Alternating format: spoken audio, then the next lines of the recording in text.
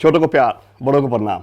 सबसे पहले तो आप दोनों का बहुत बहुत स्वागत है जी। थैंक यू जी, थैंक यू जी। ये Rohit Duggal, RD Knights and Sparsh entertainment की तरफ से जो कल शो किया जा रहा है for Sydney people, I think it's going to be lovely show. तो जैसे मैंने सुना है जसपाल भट्टी जी का बहुत बड़ा हाथ रहा है जो आपका टैलेंट, छुपा हुआ टैलेंट बाहर निकालने में। हाँ जी। तो व्हाट डू यू से ऑन दैट जसपाल जी के लिए? जब मैं चंडीगढ़ में था जब कॉलेज में, तो एक शो बनाया था उन्होंने, फुल टेंशन। तो उसके अंदर मैंने ऑडिशन दिया था, तो वहाँ से उन्होंने मुझे कास्ट करना शुरू किया अपने शोज़ में। फिर मैं उनके साथ लाइव शोज़ करता था, तो काफ़ी ह्यूमर का नॉलेज मैंने उनसे लिया। तो उनकी जो फॉर्मेशन, सेंटेंस कंसीव करते थे और एक मैसेज देते थे जो हंसी के साथ साथ एक अंडरलाइन मैसेज होता था। तो वो बहुत ही उनका ही एक वो स्टाइल था, और ये शिफा उन्हीं को हासिल थी। तो उनसे ये मैं पूरी तरह तो नहीं सीख सका, थोड़ा बहुत मैंने उनके साथ काम करते हुए सीखा, लेकिन फॉर्मेशन था, ह्यूमर का लाइन को किस तरह से कहना है, वहाँ से मैंने शुरू किया। फुल टेंशन बेशक उसका नाम रहा हो, but in fact that was the tension reliever. हाँ जी, तो वो टेंशन देने की बजाय वो टेंशन लेके वो डिस्ट्रीब्यूट करते थे, रिलीफ टेंशन लेते थे वो। खुद भी इस बात टेंशन की लेते। कि लोगों को बहुत आसान है, would sit on scripts and write every day. पटी साहब, this is for you, we all still remember you. We love you मेरे भैया। किकू जी, जी। आपका सफ़र शुरू हुआ जोधपुर से। जोधपुर से लेके मुंबई की जो जर्नी आपकी, इनकी वाया चंडीगढ़ हुई, आपकी जोधपुर से मुंबई डायरेक्ट हुआ? जी, मेरा काफ़ी ज़्यादा डायरेक्ट है क्योंकि जोधपुर में मेरी सिर्फ पैदाइश है, मैं रहा नहीं कभी वहाँ पर।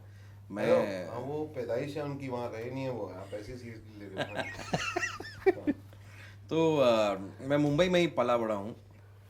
पर हाँ, ये एक्टिंग की लाइन में आना भी बहुत ही ऐसा कोइंसिडेंस है क्योंकि मेरे पिताजी हम मारवाड़ी बिजनेस फैमिली से बिलोंग करते हैं।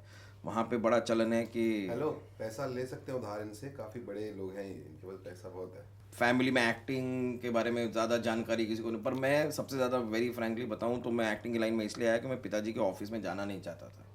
वहाँ पर बड़ा ये है कि 18-20 साल की उम्र में आप अपने फैमिली बिजनेस में आना शुरू कर देते हैं। पिताजी भी इंसिस्ट करते हैं कि आओ ऑफिस आओ ऑफिस आओ।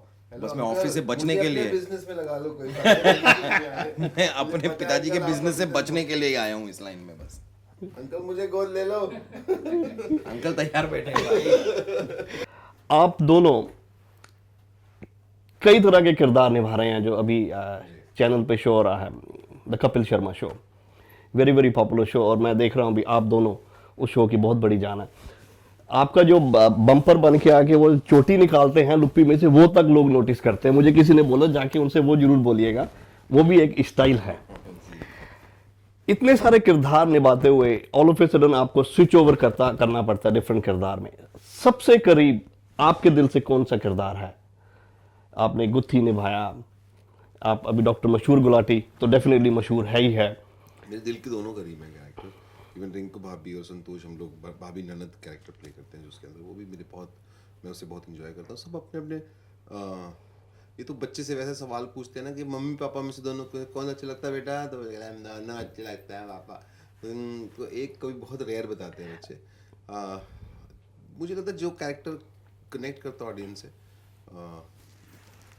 तो वो अपने आप अच्छा लगने लगता है, और दूसरा वो जो अच्छा लगता है वो कनेक्ट करता है। दोनों चीज़ें साथ ही हैं।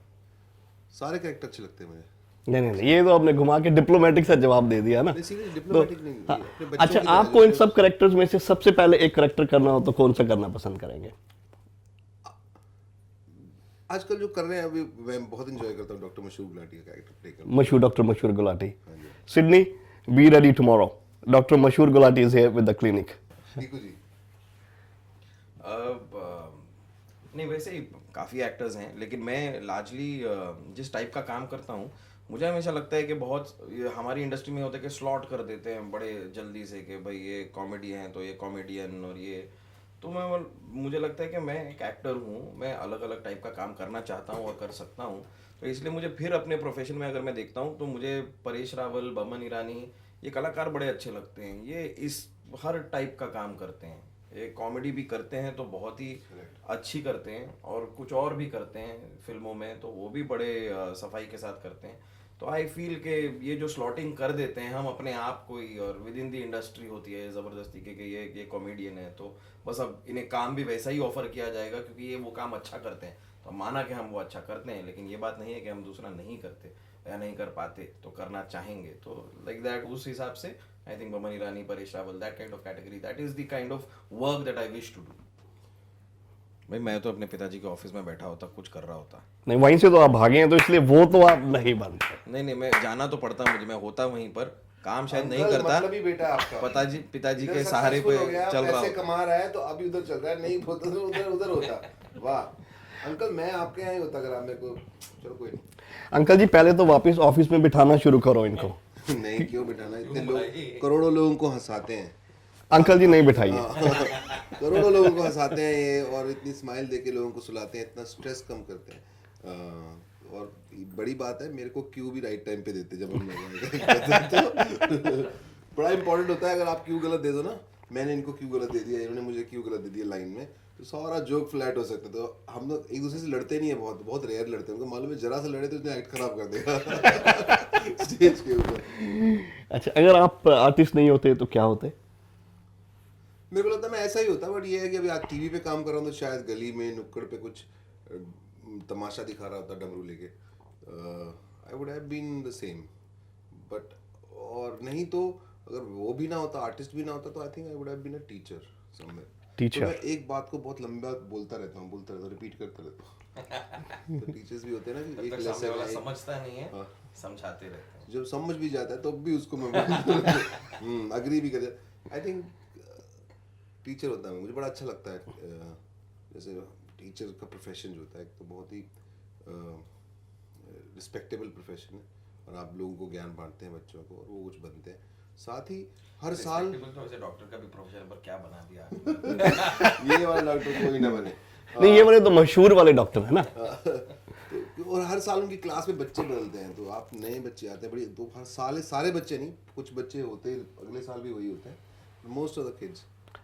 तो जैसे हम लोग ने इंडिया में पेरेंट्स को होता है, अभी मेरा बेटा इंजीनियर बने, आईएएस बने, डॉक्टर बने नहीं बोलूँगा, आप बन चुके हैं डॉक्टर, तो पेरेंट्स की क्या ख्वाहिश रही है डॉक्टर के अलावा, आप क्या बनते हैं? और मेरे पेरेंट्स ने बहुत मोटिवेट किया हमेशा, स्पेशली मेरे फादर। अगर हमारे स्कूल में कंपटीशन होता था, वो मुझे सुनते थे कि क्या है पोएम, क्या सुना रहा है, क्या ड्रामा कर रहा है, क्या हिस्ट्रॉनिक्स कर रहा है। सो उनका बहुत सपोर्ट रहा है एक्चुअली। मेरे फादर को जब मैंने बताया कि मुझे ड्रामा में एमए करनी है, मास्टर्स करनी है, तो उन्होंने कहा कि सोच ले। मैंने कहा हाँ जी, सोच लिया, ठीक है कर ले। बहुत बड़ी बात होती है एक पेरेंट के लिए। उस जिस फैमिली में, जैसा कि कीकू जी की फैमिली से भी कोई नहीं था इस फील्ड में, हमारी फैमिली में भी कोई नहीं था, तो बच्चे को लगता है कि यार सेटल कैसे होगा इस प्रोफेशन में। बिजनेस का तो मालूम है अंकल को कि ये बिजनेस है, मेरे फादर बैंक में काम करते हैं, उनको मालूम है कि ये बैंक में जॉब करते हैं तो ऐसे ऐसे होता है, तो you would guide in a certain way. इसका तो किसी को कुछ पता ही नहीं है ना कि कहाँ से लीड पकड़नी है, तो बहुत सही हो गया। परफेक्ट।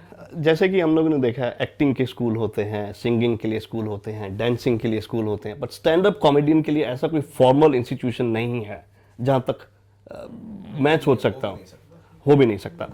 कि डेली लाइफ में आप ह्यूमर ढूंढें, मतलब इतनी चीज़ें होती हैं, आप कहीं पे जाएं, आप एक मैकडॉनल्ड्स में घुसें कुछ खरीदने, आपको कोई तो ऐसा बंदा मिलेगा जो कुछ अजीब होगा, फनी होगा, किसी का बात करने का तरीका थोड़ा। अब वही है कि आप अलर्ट हैं, अवेयर हैं, आपके कान खुले हैं, आप सुन रहे हैं, वो ज़रूरी है ना। But people get too occupied in their life, in their own thoughts, कि आपका इधर उधर का देखना ज़रा सा बंद हो जाता है। जो इंसान अपने लाइफ को बहुत सीरियसली ना ले और अपने थोड़ा अवेयर रहे और इधर उधर देखते रहे और लाइफ को सीरियसली नहीं लेते हुए हर चीज़ में मजाक और फन ढूंढे, तो बहुत है। तो वे ये चीज़ें, मतलब इसीलिए मैं कहता हूँ ये चीज़ें सिखानी मुश्किल है। आप जैसे कहेंगे किसी को स्टैंड अप कॉमेडी सिखा दो या किसी को कॉमेडी सिखा दो, ये सिखाने वाली चीज़ ही नहीं है। ये ज़रा आपकी एक लाइफस्टाइल से ही निकलती है, आई थिंक।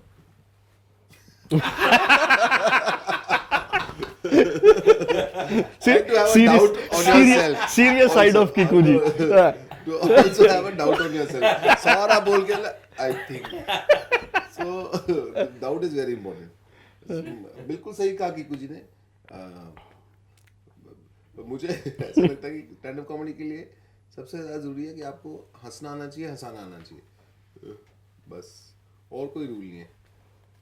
हंसना आना चाहिए, हंसाना आना अगर आपको चाहिए। हंसी आती है तो मतलब आपका रिसेप्शन ठीक है, सेंस ऑफ ह्यूमर, और ये सेंस होती है, बड़ी गजब की चीज़ है। आप कई लोगों को जोक सुनाते हैं, सामने मूर्ति की तरह बैठे रहते हो, तो आपको लगता है आपका जोक वीक है या आपको सुनाना नहीं आया। तो पर कई ऐसे लोग होते हैं जैसे जिनको समझ में नहीं आता है, जिनको पता नहीं चलता कि इसमें what was funny about it, no why did the elephant didn't go there and fall down, I didn't understand. तो अभी उनको कुछ बता नहीं सकते, उनको क्यों हंसी आती है इसके ऊपर नहीं बता सकते। सबसे सेंस ऑफ ह्यूमर जिसे कहा जाता है। तो नहीं, इसमें मैं क्या, सबसे अच्छा ना इसमें बच्चे होते हैं, जिससे आपको बहुत क्लियर जजमेंट मिलता है कि वो हंस गए। अब जैसे वही केले के छिलके भी आप फिसल के गिर जाओ, बच्चे तो हंस जाएंगे, और कुछ होंगे जो कहेंगे how can you laugh on such a thing, आदमी गिर गया बेचारा, आप कैसे हंस। तो भाई वो अगर आपका वो थॉट प्रोसेस है Odd है। तो वो ऑड है, फिर क्या कर सकते हैं। अगर आपने डिसाइड ही कर लिया कि आपको कोई चीज़ फनी नहीं लगनी है तो नहीं लगेगी। और मुझे तो एक दो लोग ऐसे मिले हैं, हर बात में मजाक, अच्छा लगता है, थोड़ा सीरियस रहो। मैं कहा सर शो ही हम लोग सीरियस करते हैं, तो हम लोग क्यों सीरियस रहेंगे, सीरियस रहेंगे तो हमारा शो खत्म हो जाएगा। हर बात में मजाक अच्छा नहीं होता, ऐसा करके बोल जाएंगे वो लोग। तो आपको उनसे वापस बोलना चाहिए, आप मजाक क्यों कर रहे हो? ठीक है, आप मजाक क्यों कर रहे हैं। सो RD Knights and Sparsh entertainment दोनों का जो ये जॉइंट वेंचर है आपको लाने के लिए। एंटरटेनमेंट को मैं एक ही चीज़ कहना चाहूँगा कि आज भटूरे बहुत अच्छे थे लंच में, छोलों में थोड़ा सा नमक कम था, हमें ऊपर से डालना पड़ा, तो आगे से बस वो ख्याल रखें। नहीं हंसाएंगे तो फिर I can be torturers also. मैंने आपको ना गुदगुदी पर्सनली करके हंसा दे रहा हूँ। Will have a good time, please come. मिलेंगे शो पे। टिकट drytickets.com.au जो इनका ऑनलाइन पोर्टल है, वहाँ से टिकट ले सकते हैं। आप में दो है। तो ये थे Kiku ji, Sunil ji, thank you so much. We look forward to see you tomorrow. Look forward to see you tomorrow. Thank you so much.